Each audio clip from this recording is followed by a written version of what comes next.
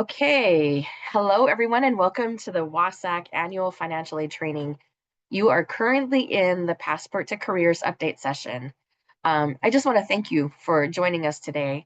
And this year we have asked Kathy Ramsey from DCYF, she's also a partner in the Passport work, to join us to provide you with some information on the Education and Training Voucher Program. We're also fortunate to have my colleagues in the background. You don't see them right now.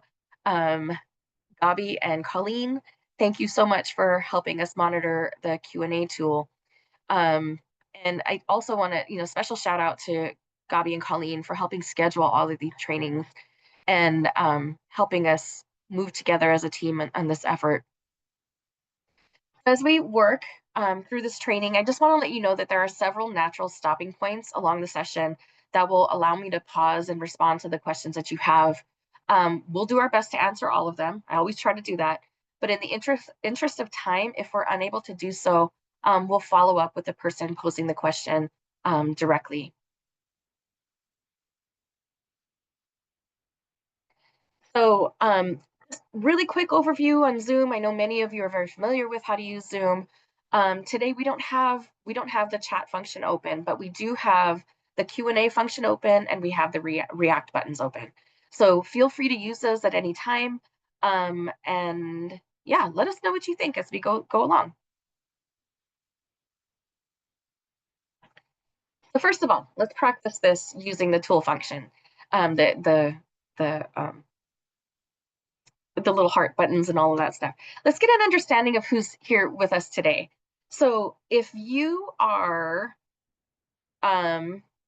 brand new to this work, go ahead and press that thumbs up button. I'll give you 5 seconds. So go ahead, press that thumbs up button if you're brand new to this work. All right, awesome. I see some brand new people here. Yay, thank you so much for joining us. All right, for those of you who are seasoned financial aid administrators, go ahead and press that heart button. Yay, welcome back, everybody. I'm glad you're here. And then if you are in, because Passport is more expansive than financial aid, so if you are in a supportive role, or if you're a designated support staff, go ahead and press the clap button, the little clapping button. See if you can see that. Yay, welcome guys. I'm so glad you're here.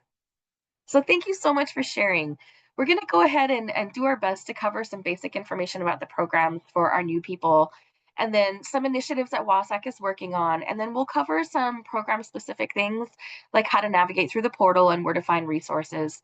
And as I mentioned earlier, we also want you to be able to ask your questions and give us the space to answer some of the questions that you might have.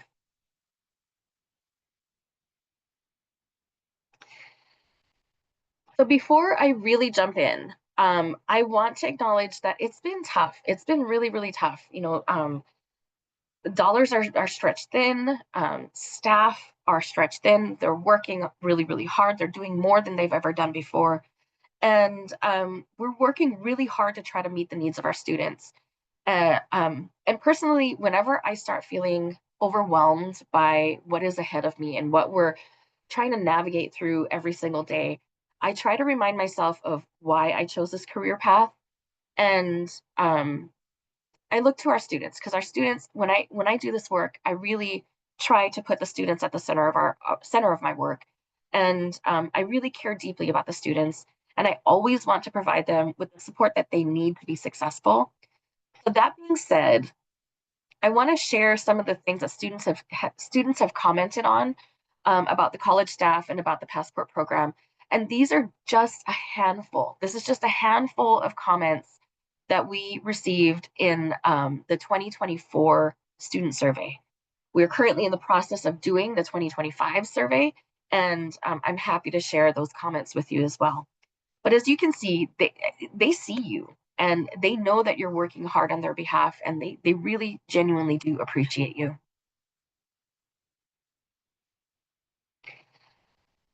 So at its most basic level, the Passport program provides students with a scholarship and support services.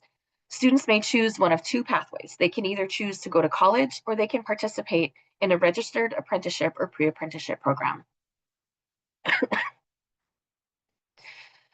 Who exactly is eligible for the Passport program? Prior to the expansion that began in the 2018-19 academic year, eligibility for the program was really narrow, and we had a limited number of students who were supported through Passport. A year or so before the expansion was initiated, House Bill 6274 challenged Washington to become #1 in the nation for foster youth high school graduation, post-secondary enrollment, and post-secondary completion. Washington could not move the needle by serving the small number of students that were identified in the original program statute. So in order to be eligible, students needed to have experienced foster care either through the in order to be eligible, students need to have experienced foster care either through the state, tribal courts, or through the Interstate Compact for the Placement of Children um, at any point after their 13th birthday. And then additionally, students who experienced homelessness without a parent or guardian on or after July 1st of the prior academic year are also eligible for Passport.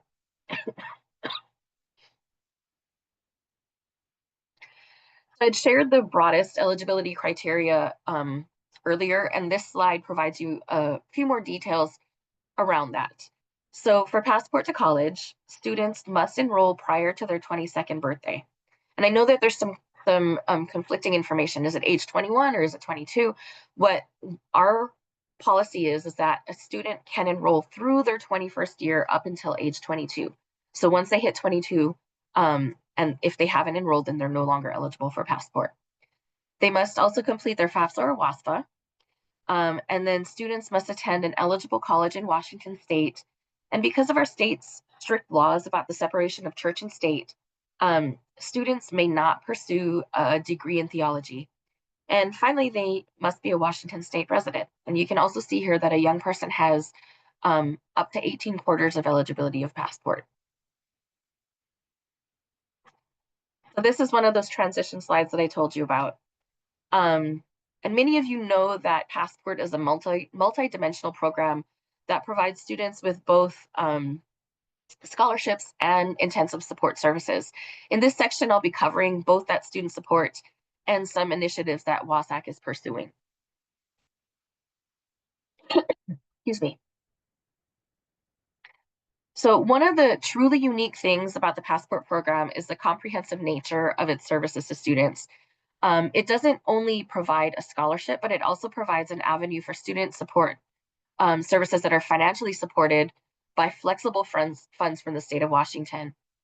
To participate, an institution must sign an addendum to the regular participation agreement for state financial aid programs.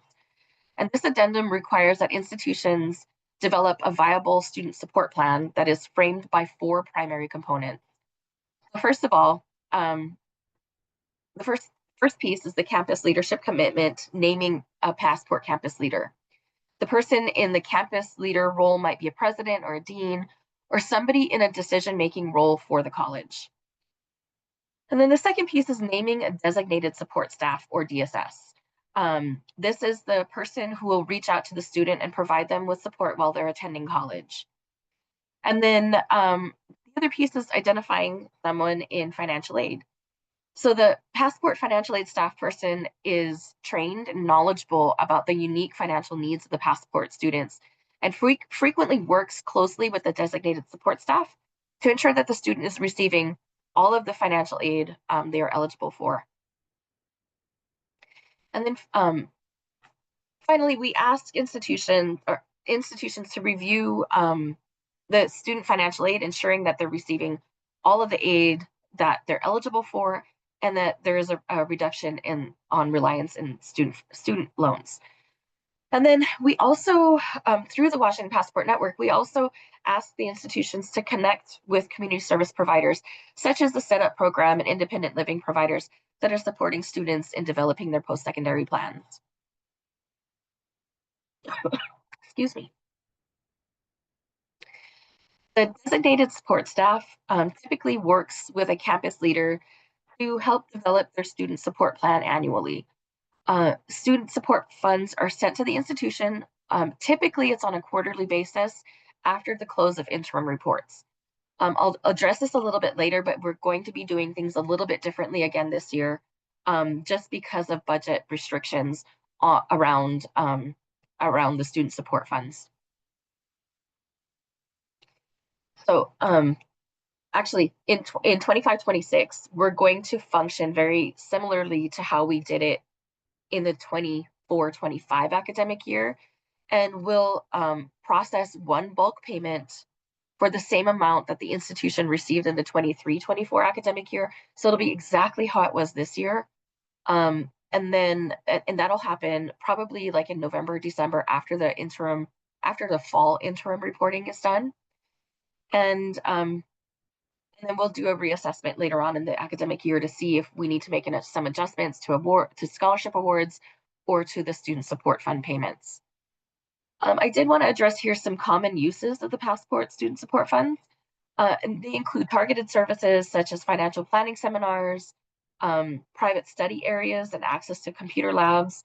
Some institutions have created special orientations and welcome functions and access to pre-enrollment academic and personal and career services. Student support funds may also be used for more general, excuse me, more general purposes, and that can include things like emergency loans, wages. It can be used to help purchase textbooks for a textbook lending library. Um, I've seen institutions use it for purchasing computers for students or other electronic equipment. Sometimes an institution could use gift cards as an incentive, and that could be for grocery stores, gasoline, or transit passes to help with transportation costs. Some institutions have gone into their bookstores and created college survival backpacks with like some, maybe a college sweatshirt that has the logo of the college or whatever on it. And they include little healthy snacks or something that's in the backpack. Sometimes the funds have been used to purchase winter coats or socks or gloves for Passport students that are not able to do that for themselves. Additionally, I see things like helping students cover medical bills or housing expenses and some testing fees if that's a required piece of their program. So students can work with the designated support staff for help with such things as counseling and tutoring, or for getting support around the housing or their basic needs. The campus can also provide students with emergency help and um, costs with things like transportation. The main goal to remember here is that the support services is intended to help the student overcome barriers to their education or training and to help them persist and earn their post-secondary credential.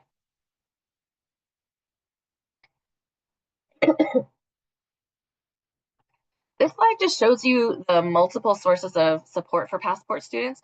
So you'll see, first of all, from institutions, as mentioned on the previous slide, there's the Passport student support funds. And institutions have reported that this is a critical piece of the program and that it's truly been a helpful component of the Passport program so that they can respond to student needs and provide them with the support that they need. Additionally, there's other programs like basic needs programs or the SSEH program to help supplement and work with Passport so that students are getting their needs covered. And then the College Success Foundation also has a small pool of money, emergency funding, for students through their Emergency Scholar Success Fund. And then in addition to the scholarships, WASAC also provides some outreach and support to students through direct email. We've done texting campaigns before and other sources of state financial aid.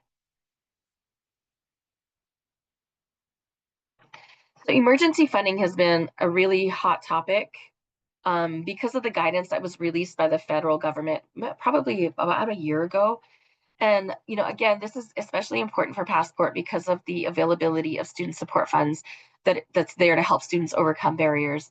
I believe Carly may have covered some of this in the WCG session, but I also wanted to add this slide and to mention it here. I know this is something that we're going to continue learning about and that institutions have created policy around this work.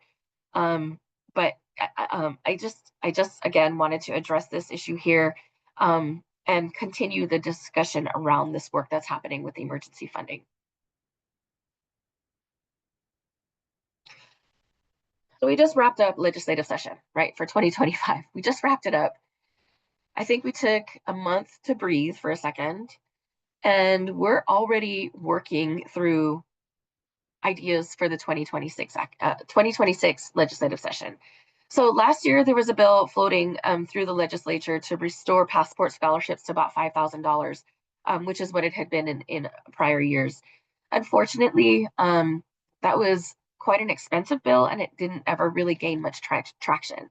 So this year we're looking at a couple of initiatives, and both of these will be shared at the stakeholder engagement sessions that are happening. I believe they're on the 8th and the 10th of next month. So one of the first things is to create a Get Master account, um, because we know as young as age 13 who is eligible for passport. So taking a look at reserving some funds for those students at age 13. So buying some Get units through a master account, and then reserving those funds for the students when they turn 18, 19, 20, 21, when they want to enroll in college. So that initially, there's an initial investment, but it would also be a savings for the state of Washington, if we were to move through something like that. And then the other piece, we also did this last year. So it would basically be looking at making passport students automatically eligible for the Washington College Grant Program. And what we know right now is that, and this is not a total accurate number, but I know it's like 98 or 99.5% of passport students are also Washington College Grant recipients. And so we know that this is not a big financial ask. It's just a technicality to make sure that the students have full financial aid packages. Okay, any questions? Is there anything? No questions in the chat. Okay, perfect. Then I will move on to the fun stuff called data. So each year, WASAC asks institutions to submit a unit record report, and the URR reconciles scholarship and grant payments and provides the state with other really important information such as student demographics and enrollment status. We wrapped up the reporting from the 23-24 academic year, and I was able to pull some highlight data on Passport. If you'd like the full profile for Passport, just reach out to us, and I'm happy to get that to you. So in 23-24, although maximum Passport awards were about $5,000, the average award was just over 4,200. And I suspect this has to do with some students maybe taking a gap quarter enrolling inconsistently during the academic year. The average total aid received for Passport students was about $23,250. And this includes state, federal, and institutional aid. Most of our students identify as female, and then just over 14% of students did not begin in their academic year during the fall quarter, which again goes back to what I was saying about the average student average Passport award. Almost 3/4 of our students are attending full time, and then just over 72% of the students were either in their freshman or sophomore year. So I combined that together. So again, I want to take a minute to pause on the slide to talk about the program growth. Since the 2018 and 19 academic year, which was the first year of the program's expansion, Passport has grown significantly larger in the number of students served. And you can see this is a record of what we've done. And I also want you to know that I'm aware of the increasing student population and the impact that it's having on the institutional staff. Like, I am fully aware of that. And one of the reasons I share this is because I want to know what I can do to better support you in the role that you're working in, so that you are better able and better equipped to support the students that are eligible for Passport. So just wanted to share, these are raw numbers, just foster youth, unaccompanied homeless youth, and then apprentices or pre-apprentices. And then this slide is just kind of the other side of it. So it's an expansion of the previous one, and provides you with an understanding of the dollars that are invested in the program over the years. And again, shows you how much the program has grown.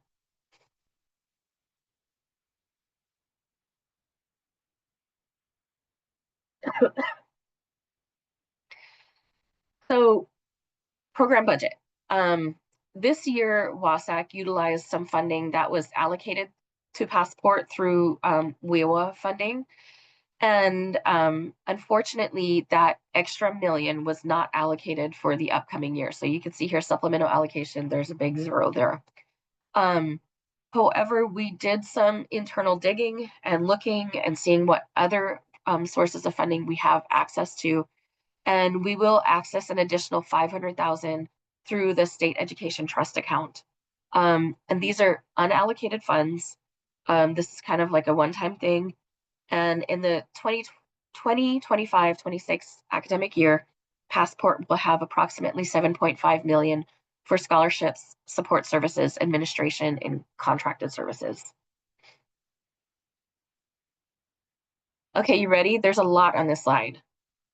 So just bear with me as I try to get through this in the best way. But so each spring, I mentioned this earlier, each spring, WASAC sends out a survey to all Passport eligible students. So I just did it a couple weeks ago. It was about 5,000 students that received a link to the survey. I've added this slide just to provide you with some of the data that was collected. So, for those of you who work with Passport students, if they haven't done the survey, please encourage them to do it. I still have it open just because our response rate has been a little bit, they've been a little bit slow getting back to us. So what does the story tell us? We can see that most of our students are attending full time. About a quarter of them are not aware of the support they can receive through Passport. They want to be contacted by Passport support staff on a regular basis, and over half of them said that the Passport support person was very important to their college support experience. Many of them needed assistance with financial aid and with covering tuition and fees. Most students said the support they received helped them persist in college, and most will continue their enrollment in 25-26. Many are needing additional help for covering their education expenses, and Passport is helping encourage students to enroll and persist in college. And finally, most students are employed. Of those employed, many are working over 20 hours per week, and 13% of our students are employed more than 40 hours a week. So what this tells me, because I hear from the institutions, that you're trying to reach out to them and that they're not responding. These students are attending full time and they're working more than 20 hours per week. So that's a lot. That's a lot for any student. So just again, give them some grace. We're all trying to juggle everything, everything that's being thrown at us. Okay, transition slide. Any questions? Okay, perfect. So now we'll move on to talking about data sharing and some of the functions on the portal. So we have a couple of data sharing agreements, and so first of all, foster youth data is provided in the portal. It comes directly from DCYF. In fact, Kathy, who will be presenting later, she's our partner in that work. So she is the person that's actually checking people, helping navigate through the data sharing agreement. And DCYF sends that data to WASAC for both Passport and the College Bound Scholarship Program. This information in the portal should be used as verification of a student's foster care status. So if a student is marked as eligible as a state foster youth, so you'll see them show up as an SFY, that information has been provided by DCYF, and that in itself is verification of that student's eligibility for Passport. We've also developed the infrastructure to receive data from OSPI on high school seniors that have been verified as experiencing unaccompanied homelessness. So this is still, it hasn't even been a year. I think it's been, maybe 10 months or so that we've been doing this. And again, same thing. If that data is showing up as UHY and we can tell that the source is OSPI, that is documentation and verification of that student's eligibility.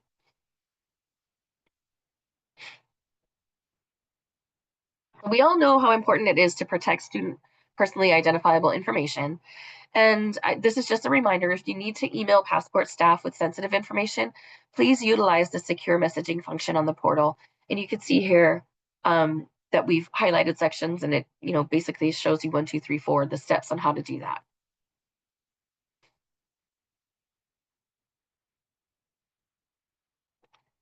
Approved portal users may look up student eligibility in the portal. You will need to enter the student's full date of birth and either the last 4 digits of their social security number or their last name. Now, I just want to put a little note in here. The reason for the date of birth and the last name is that sometimes we don't get a social security number through DCYF, and we're not getting it through OSPI. So that's why, we ask for date of birth and the student's name. The other thing I want to remind you about is that watch for multiple records for the same student. If you see those, please reach out to me.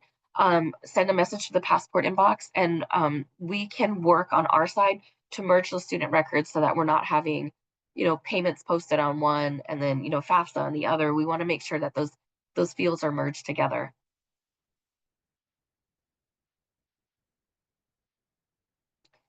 So you can see here, if a student is eligible, you're going to see the green check mark that you see on the screen. And they're going to appear under the eligible column. Occasionally, you're going to see the words overridden yes, and that means that there was a change in the student's original status and that we did something on the back end to go ahead and change that student status. If you see that it says in process, reach out to us and we can work with Kathy again to see if the student is meeting eligibility and maybe weren't picked up quite yet on the DCYF data share. And then the classification column, it identifies the student's type of foster care or whether or not they were unaccompanied homeless status. So you'll see that there's 4 different categories. So SFY is state foster youth, URM is unaccompanied refugee minor. So those are our federal refugee students or federal foster youth. TRB is tribal foster youth, and UHY is the unaccompanied homeless youth. QER identifies the number of quarters of eligibility remaining.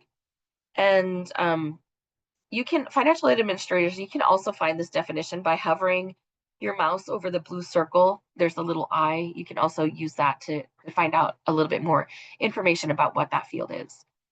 And then, oh gosh, sorry. Yeah, okay, so that's it. So for the most part, talking about unaccompanied homeless youth, for the most part, financial aid offices identify and post students who qualify for Passport as an unaccompanied homeless youth. Institutions should post their eligibility on the portal. And if an institution is unable to make the determination, go ahead and contact us, and we're happy to work with you, work with the student, and try to figure out what's going on with that student. A student remains eligible for Passport as an unaccompanied homeless youth unless there's a gap in their enrollment, with the exception of summer term, obviously. If a student's status changes, and institutions are able to adjust the student's eligibility by clicking the cancel UHY link in the portal. So you just go ahead, enter their name, and then you'll see on the right side where that's highlighted there on the page, cancel UHY. You click that, and then that little pop-up box will show up, the cancel UHY, and it'll tell you the student's name, and then you submit. Once you submit, we get a message on our side, and we go into the background and change that student status. Occasionally, you'll see when students transfer. I've seen this happen multiple times this year where, like, throwing this out there, Whatcom Community College determined that a student was meeting eligibility for Passport as a UHY. And then the student completed their program at Whatcom, took some time out, and then went to Western. And Western is seeing, okay, wait, the student's showing up, but they're, they have a lease for their apartment. They're not indicating that they're unaccompanied homeless. What's going on here?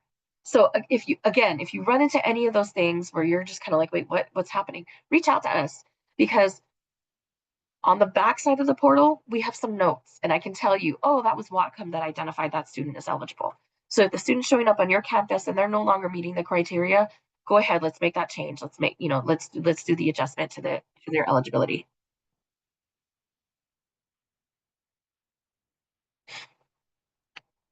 Okay.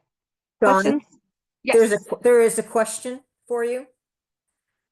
How do we go about confirming unaccompanied refugee minors? Okay, so I will tell you that in just 37 seconds. Hang tight. I'll get there. Thank you, Kathy. Like I said, state foster youth are auto-enrolled to the Passport program through a data sharing agreement with DCYF, and through the information that we get from the FAFSA or WASFA.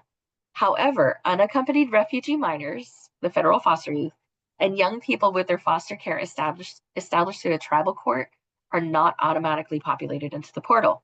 So these students, they still need to complete the Passport consent form and send that consent form to WASAC. We go ahead and get the portal updated, and then I work with the verifying institution to determine that student's eligibility. So these students, they do need to complete the consent form, send it into WASAC, and then we'll work with the proper authorities. So through the consent form, the student can share who had the oversight of their foster care placement, because that's one of the pieces. Like, if they were federal foster care, I don't want to go to Kathy at DCYF to say, like, hey, Kathy, can you verify the student's eligibility? Because they're not going to show up on her system. So this form allows us the understanding of whether, were they a state dependent, were they a federal refugee, or were they a tribal dependent. Students who experience unaccompanied homelessness, they don't need to complete this consent form, because there are other methods, like the regular financial aid, independent status process that you currently do to determine their eligibility. Now, tribal verification. Like I said, a tribal foster youth has to do their consent form. But if a young person had their foster care placement established through a tribal court, they also need to complete the tribal verification form. Unfortunately, WASAC doesn't have a data sharing agreement with the 29 federally recognized tribes. So the form, once authorized by a student's case manager or social service provider, provides the verification of the young person's eligibility for Passport. We've also received like court documentation from a student or from a financial aid office, and excuse me, that helps us have a better understanding of whether or not the student is eligible for Passport. If you're working with a student, I think this year we had 10 tribal foster youth, but if you're working with a young person that may have experienced tribal foster care, reach out to me. Again, I'm really happy to help you navigate that and try to come up with a solution for how to determine and verify that student's eligibility. Okay. I'll move on to this. So as I've mentioned previously, in most cases, student eligibility for unaccompanied homelessness is determined through the financial aid office. This housing questionnaire that I'm showing here, it's provided to financial aid administrators. It's pretty much just a resource to help you with the documentation of a student status if you need to do that. You may choose to use this form, or you can use your own internal documents. But this is just like a starting place. It's just a resource that you can use if you need to. So one of the questions that I hear most frequently is, how do I find eligible students? How do I know who's on my campus? How do I know that they're eligible for Passport? And what I can tell you is that there's no easy way. But what we can do is that we do our best to help provide you with like a starting point. And so each year, WASAC sends a list of students to financial aid administrators, and it's not perfect, but it's a good starting point. And I want you to know too that you can request this list at any time. It's super easy for us to pull. We can grab it and get it sent to you pretty quickly. This year, for, so 25, 26, we just got the data for that, and we'll be working on sending you these lists within the next couple of weeks. If you need your list more urgently, though, of course, just reach out and we're happy to get that to you. So other methods is that you could find them through admissions or registration materials. We know that's not perfect because, again, the definition of passport eligibility and how a student might identify themselves as having experienced foster care, those things may not be in alignment. So it's kind of challenging, but we do our best to help you with this. Yeah, other methods are like student self-disclosure. They might say something, so keep your ears open for that. And then you might hear about it from a social service provider, a setup provider, or independent living. They might reach out and say like, "Hey, I'm working with a student. This is what they have questions about their financial aid, blah blah blah." So they might have something like that where you might first be alerted through a supportive adult for that student. Okay. The reminders and upcoming events. I'm guessing we didn't have any questions. If we did, just tell me. Nope. Perfect. Okay. So again, this year, this is just a reminder. It's really, really important for you to post awards and request funding in a timely manner. Fall enrollment is my first indicator for what I can expect, like what head count can I expect for the academic year. This year, again, I sent a memo out to institutions saying, awards are $2,000 for 25, 26. We're going to reevaluate that in December. So, it's really important that we kind of have an idea of what's happening as quickly as as quickly as you're able to get that posted to the portal. So, yeah, and fall is a really strong indicator of that. And then just again, quick reminders, passport students still receive a priority funding for state work study. And then finally, the passport program manual. We have now a section for financial aid administrators. And then we added a piece for the designated support staff as well. Tasks and timelines. So August is quickly approaching, and I'll be sending out a link to the 24-25 student support fund reports. And I'll talk about this a little bit more on the next slide, but that's done every August. You usually have a month to get it done. And then November is a big month for all of us because the fall interim reports will be due. And WASAC is also analyzing student headcounts and making projections for the remainder of the year. And then student support fund payments, I'll be sending out a bulk payment to participating institutions in like November, December, late fall, early winter. In June 2026, I'm going to go ahead and send out new addendums to institutions. And in September, the campus designated support staff will be submitting the passport student support plans. Again, if your campus needs help with this, we're more than happy to help you with this. And you can reach out to either us or the College Success Foundation, and we'll work with you on that. Going back to student support funds. So the report link will be sent to the designated support staff on August 1st. Although a bulk of the report will be completed by the designated support staff, there are some components that need to be completed by the financial aid administrators. And here's the challenge. The report is completed through an online survey. The survey doesn't allow people to save progress and return. So I'm going to email a PDF of the questions that are listed online. So if you are the financial aid administrator responsible for Passport, please make sure you're reaching out to your campus designated support staff and that you have access to that PDF and that you're working together on completing this report.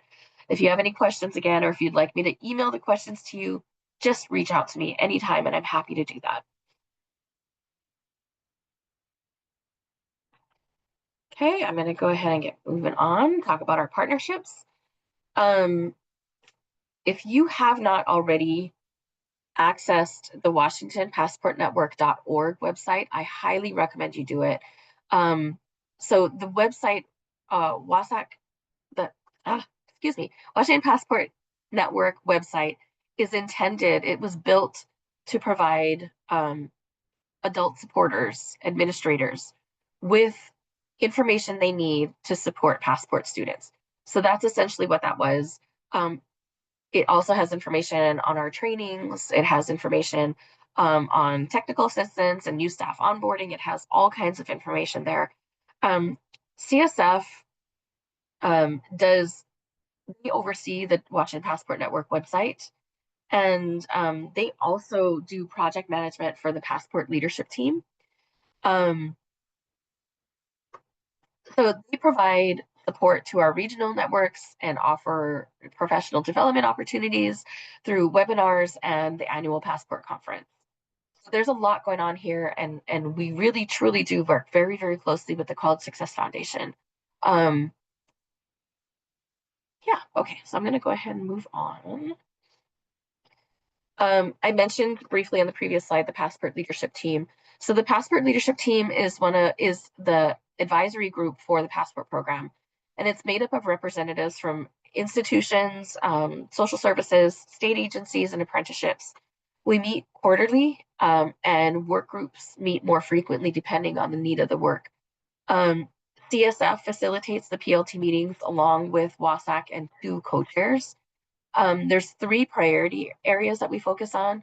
The first is Passport program data, and the second is Passport program infrastructure, and finally, Passport leadership team advising structure.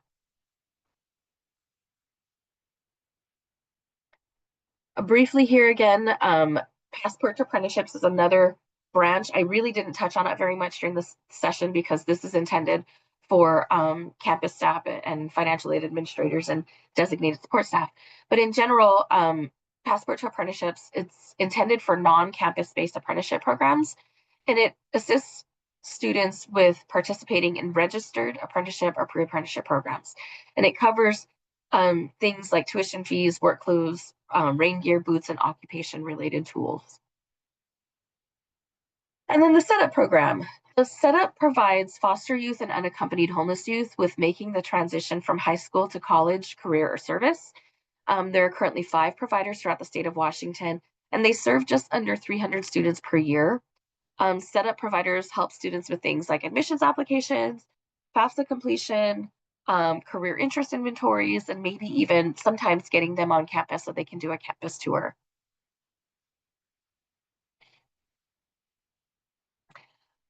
Here's our lovely Passport program manual. You'll be able to find information, like a whole series of information here. Again, if there's something in the manual that's unclear, or if you have any questions, please reach out so that I can provide some clarity around that and maybe make some updates to the program manual so the next person doesn't have the same questions that you have. Training opportunities. So in May of 2026, we will be holding our annual Passport conference. This upcoming year, it's going to be virtual. And you can find more information again on the Washington Passport Network website. In October 2026, the Blueprint Conference,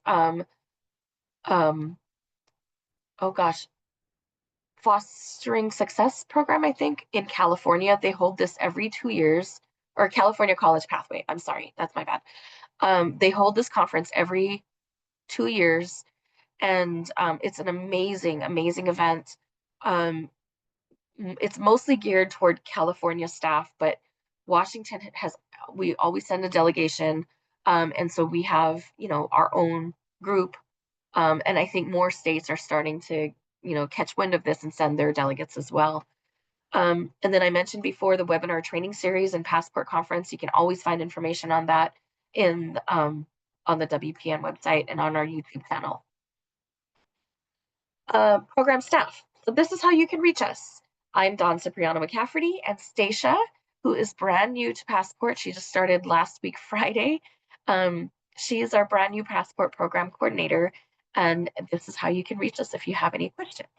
And with that, I'm going to go offside and allow Kathy to go ahead and take over.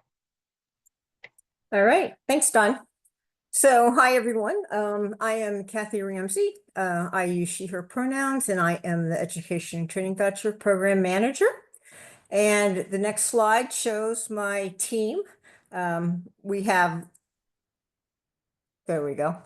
We have Aubrey Schlottman, who is a ETV coordinator, and Vanessa Tenna, who is also an ETV coordinator, and she also is the program manager for Career Connected Pathways. She just started in August, so not quite a year yet on the team. So for those of you who don't know anything about ETV, we provide financial assistance to eligible students to attend an accredited college or university, vocational or technical college. The maximum ETV award is $5,000 per academic year. And it's based on each student's unique need. And that's determined by what the cost of attendance is at the school that they're going to, minus their financial aid. And then whatever is left, ETV can award, like I said, up to $5,000. They can also use our ETV funding if they're attending college in another state, unlike Passport, where students would not get the Passport and any of the state financial assistance if they go out of state to attend their school of choice. We also have a dual credit option for high school students, and we award $2,000 per academic year for them to go to Running Start. And this is Aubrey's favorite slide.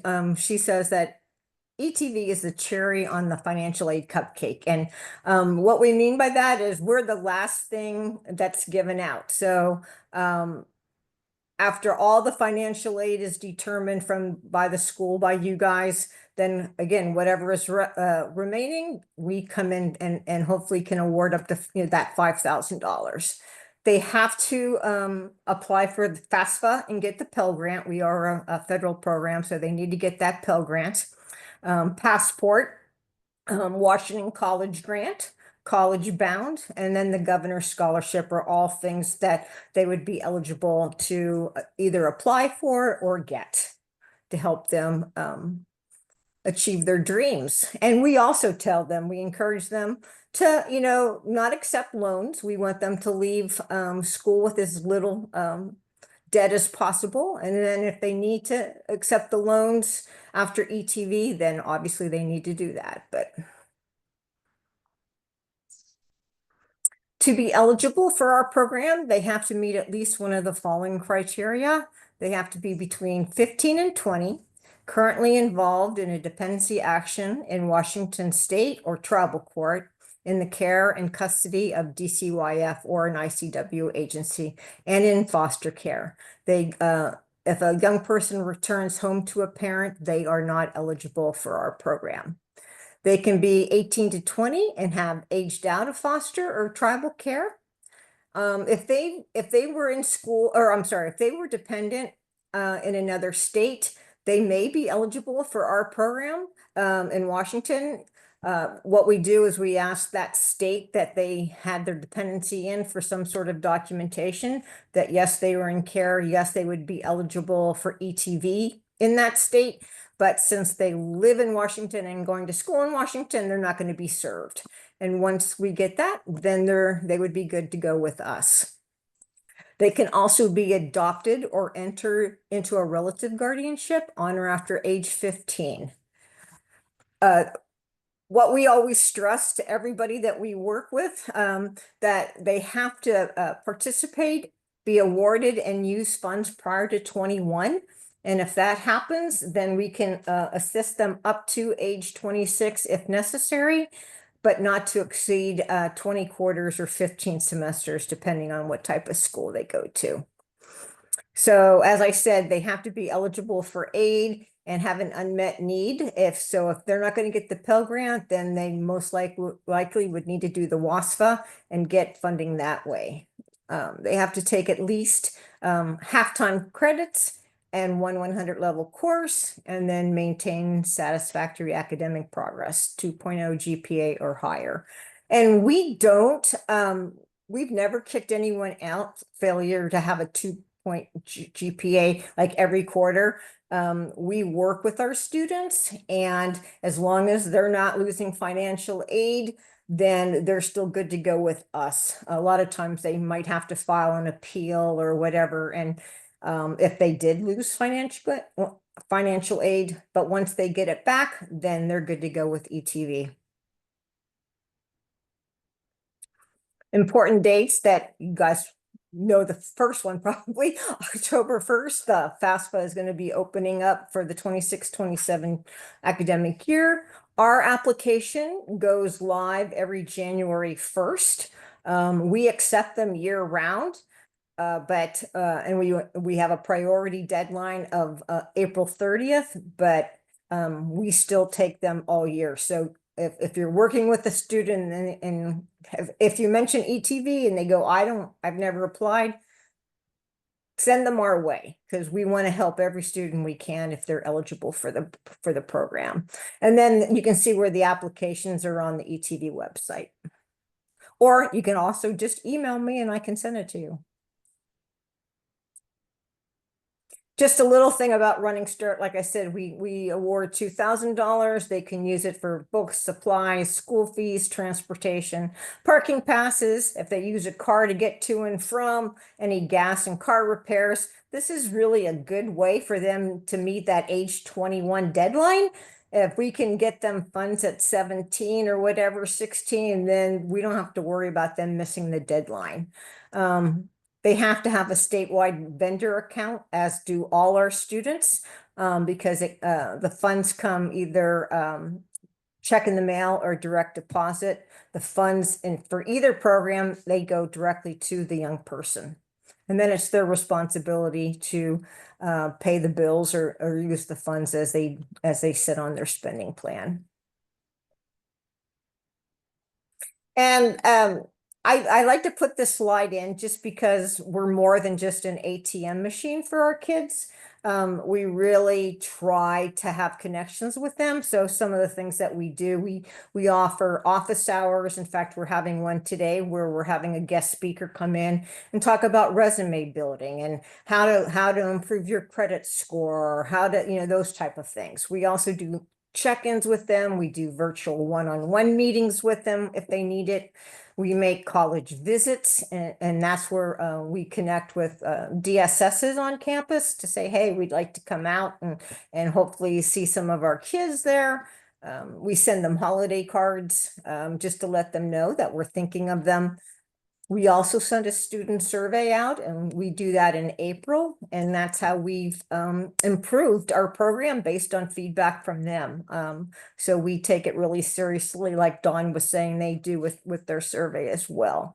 We go to student community events. We're going to go to one in July, where it's called Celebrate 18, and young women can go and they get all dressed up and fancied and hair done and nails done, and there's a resource table. So we really try to connect with young people to make sure that we reach as many of them as we can to let them know about our great program. We attend 17.5 meetings and shared planning staffings to get the word out.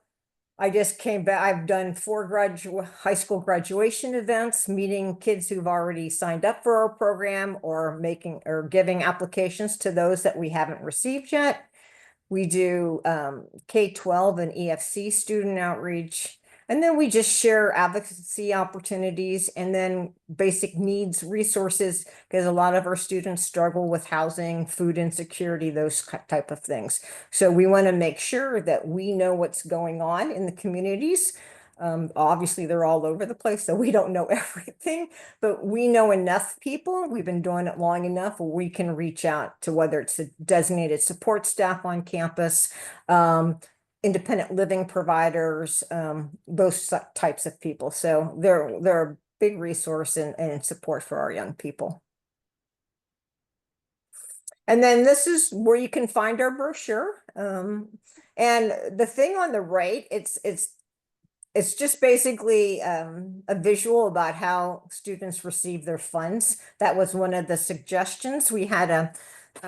We sent out a survey to our community partners, and that was one of the things that they said might be helpful for young people, is to actually have a visual about what are the steps necessary in order to get that money.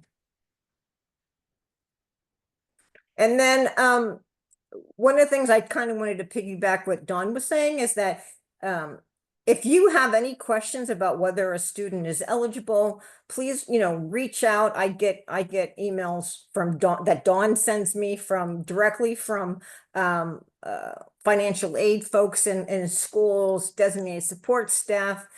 I know Misty's on here because that was her question, but Misty always asks me to verify. So we really appreciate having direct dialogue. And if you ever need me to check on anything, do a word of the court letter for students. That's what I do, along with awarding. We awarded 199 kids this past year. So that's one of the highest that we've done in quite a long time. So we're really, really proud about that. And again, your partnership and willingness to work with us and help us grow the program is really appreciated. And then just our contact information. We have a ETV Dropbox. If you didn't want to send a message to one of us directly, you can always just shoot an email there and it gets to the right person. And then there's our web page information.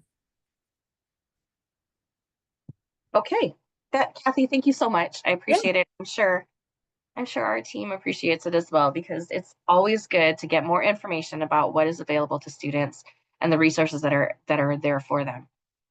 So here, this is our final slide, and we just want to let you know that you're going to be receiving a short survey that's going to pop up after this presentation. And I believe this QR code also provides information about that. And we'd love your feedback. The only way we can do better is if we know better. And you are a part of that information. You're part of that that knowledge source and that pulse. You have the pulse for what's going on college campuses.